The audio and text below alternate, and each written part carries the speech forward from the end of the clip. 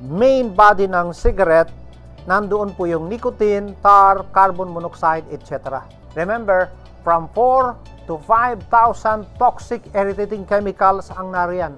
Hindi maintindihan kung bakit napakarami niyan. Isipin po ninyo, pati yung acid ng battery nandyan. Bakit nandyan? Cyanide nandyan din. Ano ng buhay yan, mga kaibigan? Bakit naging kasama ng ingredients yan? Lason man yan?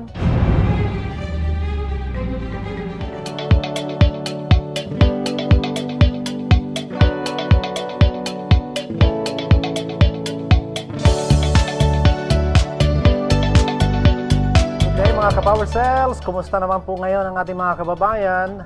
It's another day for us, mga kaibigan. At binabati natin ang ating mga kababayan, Luzon, Visayas, Mindanao at sa buong mundo. Sa muli mga kaibigan, ito ang inyong gabay sa kalusugan. Daniel Serrano po, Doctor of Ministry in Naturopathy. Itong tatlong health destroying effect, mga kaibigan, itong harmful chemicals, nitong nicotine, tar, at saka carbon monoxide. Nakarating na po tayo dito sa tar. We are through with nicotine. Itong pangalawa, itong tar, mga kaibigan. Ano ba ang tar? Ito po ay galing sa sigarilyo. At medyo hazardous ito, mga kaibigan. At atin pong isa-isahin ito kung anong nagagawa nitong tar na naman, no, sa ating baga. Hirap talaga. Talagang pinagtulong-tulungan na tayo nitong mga nagdudulot ng sakit para tayo lalong magkakasakit, mga kaibigan. Ayon po sa mga findings ng ating mga researchers, no, ang emphysema ay isa sa mga dahilan kung bakit ito ay nadidevelop ng tar. Ang emphysema, mga kaibigan, doon yan tumatama sa pinaka-air sacs ng mga alveolar ng ating baga, mga kaibigan. At ito yung mga harmful chemicals na nasa sigarilyo. Yung surface area for the exchange of gases in out of the body is reduced pag nagkaroon na ng emphysema. Kasi yung alveolar, nandoon po yung area kung paano yung carbon dioxide galing sa mga cells ay dinadala ng blood at dinadala niya doon yan para i-exhale natin yon. Ibig sabihin, i-eliminate. At pipick upin naman ng red blood cells yung mga oxygen na na-pick up ng ating lungs galing sa ating nilanghap na hangin. Ay nasira po doon sa area na yon. Kaya mag-reduce yung oxygen na ma-absorb ng blood doon sa alveolar. Yan, mga kaibigan. Dito nagsisimula ang problema ng ating baga. Remember, ang dahilan po nito ay sigarilyo. Okay? Kailangan ngayon ng more air. No? More air, mga kaibigan. Kasi kunti lang na-pick up ng dugo na oxygen. Kaya lalanghap ka ng napakahirap ng paglanghap ng hangin. Parang yung hangin ba lalayo sa iyo? Yan yun ang nangyayari. Yung balikat ng mga tao na mayroong emphysema, tumataas na at medyo hindi na makatuwid. Kasi hirap na yung baga mag-pick up ng oxygen. Yun po ang isa sa mga simptomas na nade-develop na po yung emphysema. Yan, mga kaibigan. Mapapansin po ninyo sa picture, ang normal alveolar or alveoli ay malaki. Tapos yung alveolar na na-damage dahil sa emphysema ng dulot ng sigarilyo o tar, lumiit po o edi sumikip. Diba, mga kaibigan? Hirap na mag-circulate yung air at ma-pick up ng ating alveolar ang oxygen. So, magkulang na tayo ngayon ng oxygen sa puso, sa lahat ng mga organ ng ating katawan. Yan po ang masama. Kulang na nga ng oxygen sa puso, pati na sa baga, pati ang nakukuha ng dugo galing sa baga, kulang na rin. Talagang krisis ito, mga kaibigan. Kaya nga yung mga na-addict sa sigarilyo, mag-oxygen tank talaga. Sa sasakyan, sa bahay. Ay kung walang pera, wala na, mga kaibigan. Kaya ito po ang mga suliranin, mga kaibigan. Yung alveoli na affected by emphysema, grabe na po ang pagkasira niya. Parang may uling na doon sa loob ng baga natin. Nasira po ng tar. It takes a time before this will happen. Pero sigurado talaga ang mangyayari habang patuloy tayo na naninigarilyo. Sisirain po talaga yan ng sigarilyo ang ating baga, mga kaibigan. So, ang cigarette, may filter po siya to reduce the amount of tar. Yun po ang purpose nung filter. Pero, ganun pa rin eh. Mayroon pa rin nakakalusot eh, mga kaibigan. At ang pinaka main body ng cigarette, nandoon po yung nicotine, tar, carbon monoxide, etc. Remember, from 4 to 5,000 toxic irritating chemicals ang nariyan. Hindi maintindihan kung bakit napakarami niyan. Isipin po ninyo, pati yung acid ng battery nandyan. Bakit nandyan? Di ba? Cyanide nandyan din. Ano nang buhay yan, mga kaibigan? Bakit naging kasama ng ingredients yan? Lason man yan. Di ba, mga kaibigan? Ayon sa information na binigay dito, burning tobacco produces over 7,000 chemicals like nicotine, tar, carbon monoxide, and at least 250 of which are toxicants, and about 70 of them are known to cause cancer. Just imagine that. 70? What a terrible number. Paano natin maiwasan ang cancer na nandyan mismo ang mga carcinogenic substances na ating nilanghap mismo para nating wini-welcome sila? Pag wala pa na naramdaman, ay okay pa. Pag mayroon na, doon na, mga kaibigan. Doon na. The majority of cancerous chemicals are found in the tar created by burning the cigarette. You see that, mga kaibigan? Ang majority na nagkukos dito ng cancer galing talaga sa tar, mga kaibigan. So, very bad itong sigarilyo. Kawawa po tayo, mga kaibigan. Okay lang sana kung yung nilalanghap natin pangpalusog. Di ba, mga kaibigan? Yung mga mababango, sabi pa ng mga Bisaya, guwapa pa, humot pa. Doon na lang sa misis, mabuti pa. At maganda po ang resulta niyan. Huwag lang sa iba, mag-away tayo. So, etong sigarilyo, mga kaibigan, hindi talaga nagdudulot ng mabuti sa ating katawan.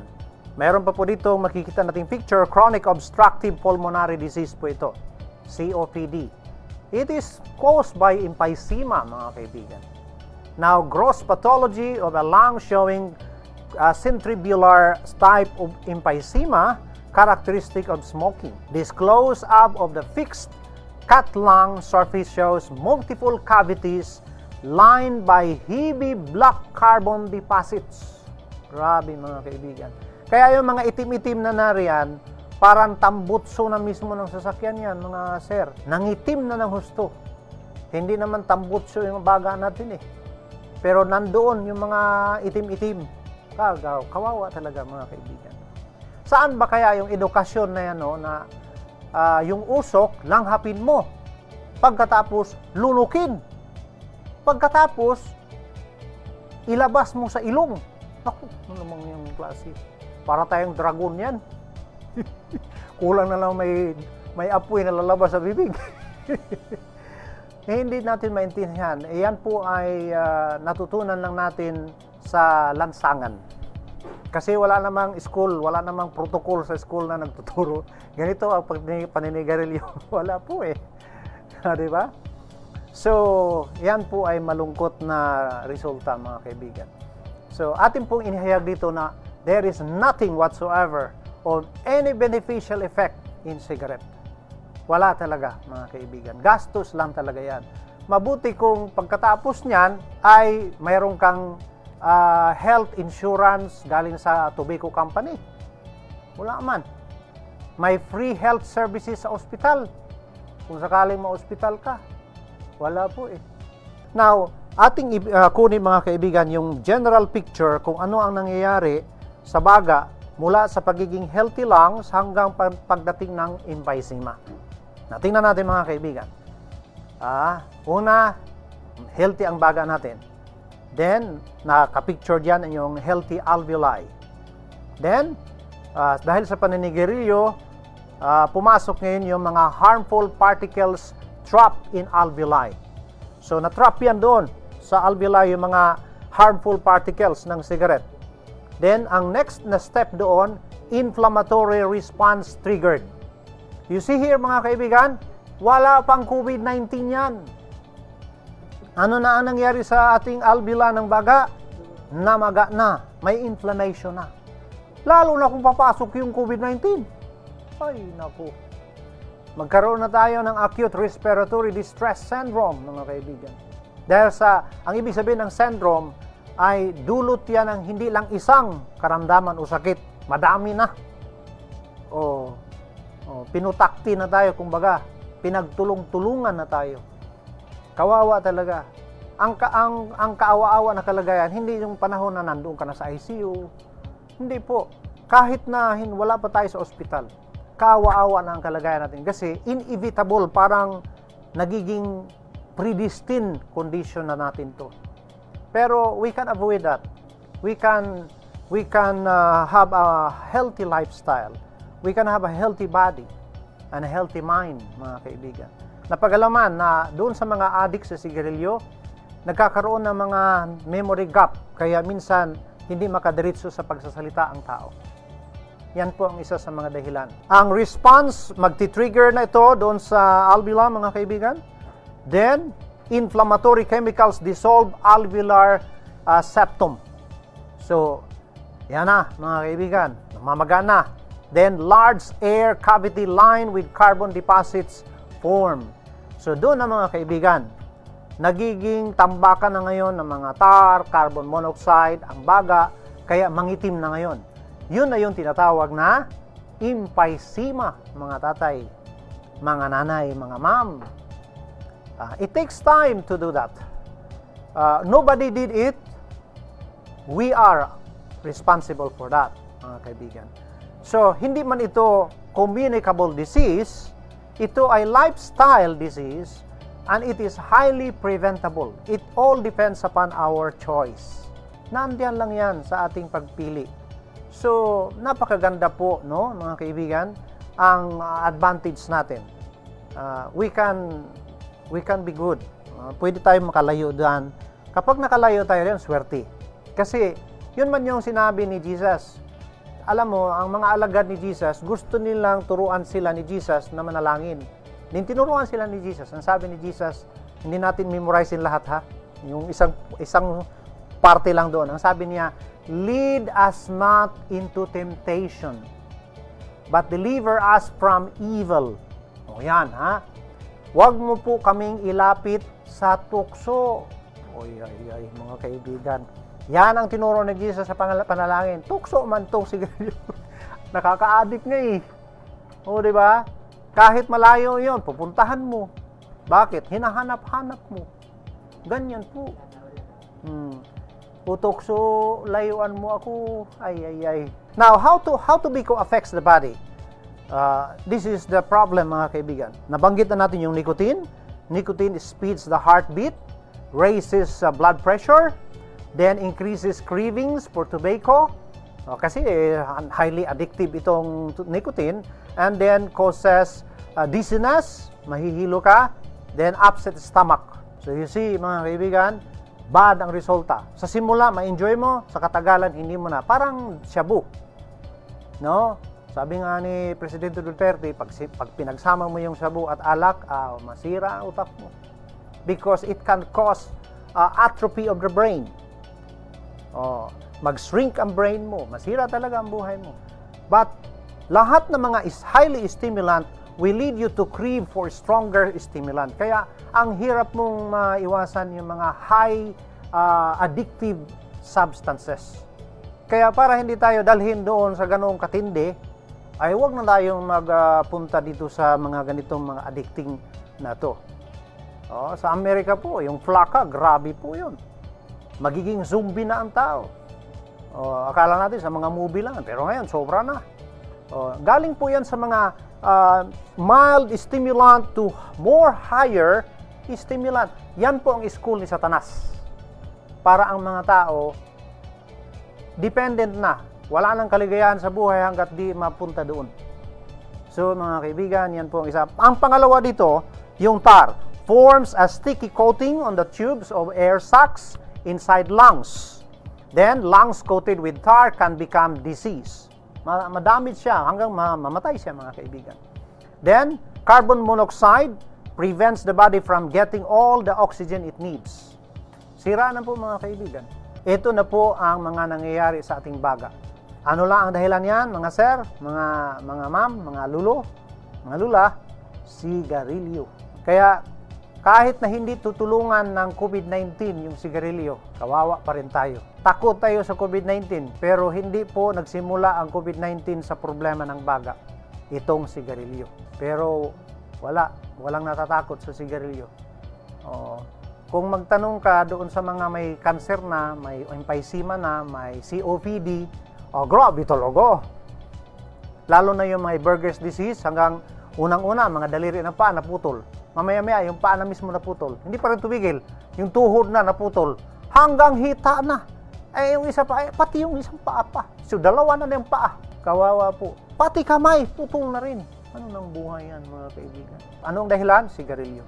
Yan po, mga kaibigan, ang nakakalungkot na kalagayan ng ating mga kababayan nang dahil po sa highly preventable na bisyong ito, mga kaibigan. Highly preventable. Kaya, at diyan po, we take the opportunity of that prevention, mga kaibigan.